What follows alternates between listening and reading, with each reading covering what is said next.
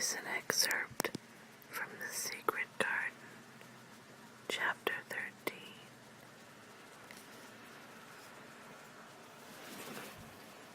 I should like that, he said very slowly, his eyes looking dreamy. I should like that. I should not mind fresh air in a secret garden. Mary began to recover her breath and feel safer because the idea of keeping the secret seemed to please him.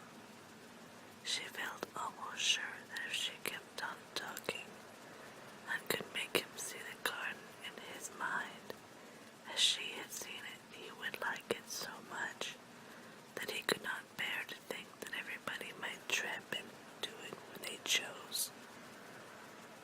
I'll tell you what I think it would be like if we could go into it, she said.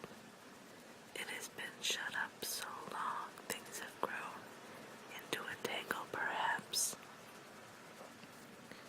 He lay quite still and listened while she went on talking about the roses which might have clambered from tree to tree and hung down, about the many birds which might have built their nests there because it was so safe. And then she told him about the robin and Ben Weatherstaff, and there was so much to tell about the robin, and it was so easy and safe to talk about it that she ceased to be afraid. The robin pleased him so much that he smiled until he looked almost beautiful, and at first Mary had thought that he was even plainer than herself, with his big eyes and heavy locks of hair. I did not know birds could be like that, he said, but if you stay in a room you never see things. What a lot of things you know. I feel as if you had been inside that garden. She did not know what to say, so she did not say anything. He evidently did not expect an answer, and the next moment he gave her a surprise. I am going to let you look at something, he said. Do you see that rose-colored silk curtain hanging on the wall over the mantelpiece? Mary had not noticed it before, but she looked up and saw it. It was a curtain of soft silk hanging over what seemed to be some picture. Yes, she answered. There is a cord hanging from it, said Colin. Go and pull it. Mary got up, much mystified, and found the cord. When she pulled it, the silk curtain ran back on rings, and when it ran back, it uncovered a picture. It was the picture of a girl with a laughing face. She had bright hair tied up with a blue ribbon, and her gay, lovely eyes were exactly like Colin's unhappy ones, agate gray and looking twice as big as they really were because of the black lashes all around them. She is my mother, said Colin complainingly. I don't see why she died. Sometimes I hate her for doing it. How queer, said Mary. If she had lived, I believe I should not have been ill always, he grumbled.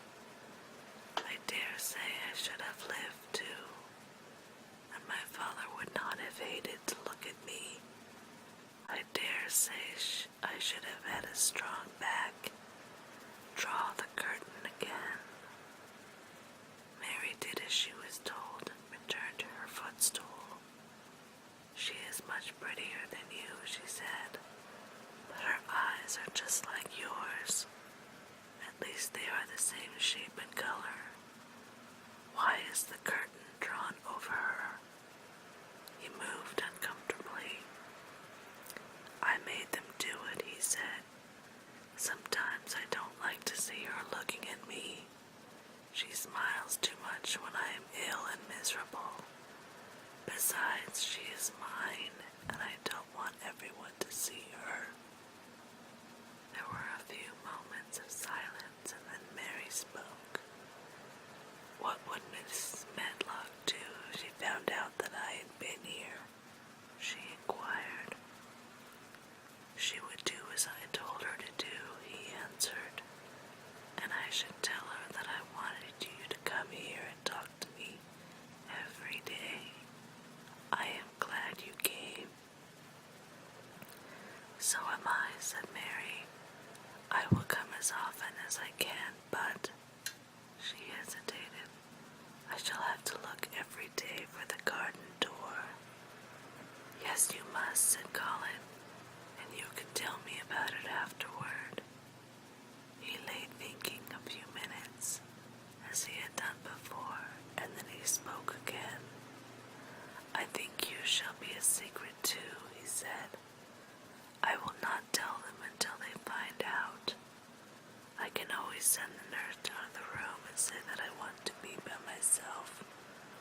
Do you know Martha? Yes, I know her very well, said Mary. She waits on me. He nodded his head toward the outer corridor. She is the one who is asleep in the other room. The nurse went away yesterday to stay all night with her sister, and she always makes Martha attend to me when she wants to go out.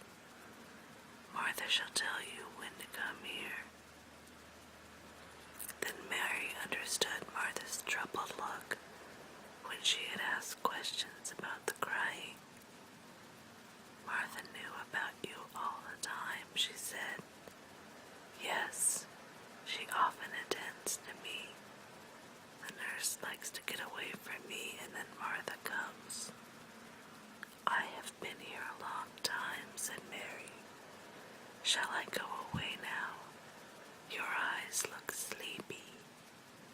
I wish I could go to sleep before you leave me, he said rather shyly. Shut your eyes, said Mary, drawing her footstool closer, and I will do what my ayah used to do in India. I will pat your hand and stroke it, and sing something quite low. I should like that, perhaps, he said drowsily.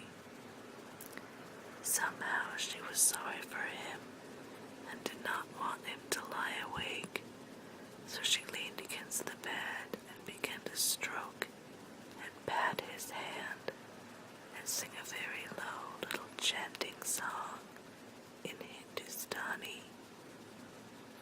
That is nice, he said, more drowsily still, and she went on chanting and stroking, but when she looked at him again, his black lashes